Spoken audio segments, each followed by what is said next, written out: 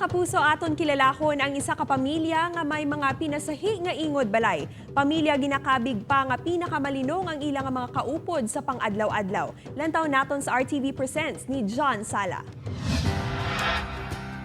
Importante sa isa ka pamilyang isa ka balay nga may maayong nga pundasyon. Masadya nga pamilya kag mga mabinuligon nga ingod balay. Ang pamilya imulaga na pulo ka tuig na nga nagatinira sa isa ka pinasahi nga komunidad. Diri sa patio sa Banwa sa Liganes upod sang pamilya nga nagapangabuhi adlaw-adlaw ang ila ginakabig malinong nga mga tupad balay. Mapudlay pero ginakaya lang eh. Doon di kagawa ka hulag maya, di kay kakiti do ay gawa space. Kung ang iban nga mga kabataan masami nagahampang sa plaza o kun sa karsada. Si Roy upod ang mga pakaisa sini ginakabig na nga playground ang mga pansyon. Nami di ang hangin.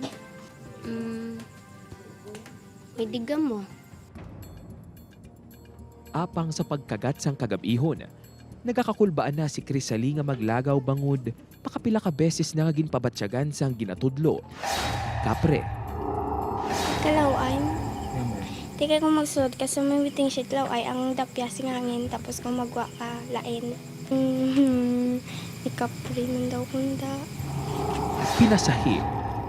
Kahaladlukan o kung ginakabig weird sang iban.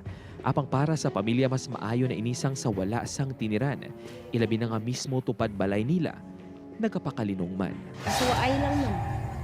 Do parehas mo lang isipon mo, do buhi mo lang ang katupad mo eh. Huwag mo na sa isip mo lang guna, guni-guni mo lang sa isip mo na amo nagapadlok sa kapahog sa imo guro. Upuan kay Cirilo Renduque. John Sala. 1 Western Visayas.